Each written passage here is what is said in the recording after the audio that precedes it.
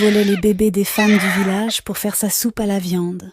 Ensuite, elle part vendre sa nourriture à bas prix au marché. Dans un petit village nommé Tochi, situé au Nigeria, vivait une femme nommée Maman Olu. Elle possédait un petit restaurant où elle vendait de la viande et de la soupe au poivre. Sa nourriture était très populaire et toujours bon marché, sa soupe pleine de saveurs. Des gens de loin et de près venaient dans son restaurant. Les familles s'asseyaient ensemble, mangeaient, riaient et profitaient de ses repas. Le restaurant de Maman Olu était toujours occupé. Tout le monde louait sa cuisine en disant que sa viande était la meilleure du village.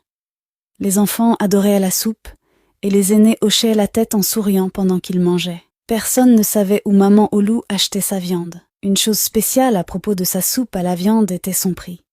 Personne ne pouvait la battre. Elle était si bon marché que même les villageois les plus pauvres pouvaient s'offrir un repas complet plus du jus dans son restaurant. Les autres vendeurs du village ne comprenaient pas comment elle réussissait à vendre si bon marché. Ils se demandaient les uns aux autres, perplexes. Lentement, beaucoup d'autres vendeurs abandonnèrent un par un. Ils fermèrent leurs magasins parce que les clients ne voulaient que la soupe à la viande de Maman Olu. Ses prix sont trop bas, se plaignait-il. Il est impossible de rivaliser avec elle. Dans le village, il y avait seulement un hôpital. C'était un hôpital privé. Quelque chose d'étrange se produisait depuis des années dans le village. Les femmes tombaient enceintes et rêvaient de tenir des bébés en bonne santé dans leurs bras, mais leurs rêves se transformaient souvent en cauchemars. De nombreuses grossesses se terminaient dans le chagrin. Certains bébés naissaient morts. D'autres venaient au monde avec des membres tordus ou des corps faibles qui ne pouvaient pas survivre longtemps. Les villageois ne comprenaient pas pourquoi cela se passait. « Pourquoi tant de bébés n'y arrivent pas ?» demanda une vieille femme un soir. « Peut-être que notre terre est maudite » répondit une autre, sa voix tremblante. Les mères et les pères priaient pour des enfants en bonne santé, mais ils avaient quand même des enfants handicapés. Il n'y avait que quelques enfants en bonne santé dans le village.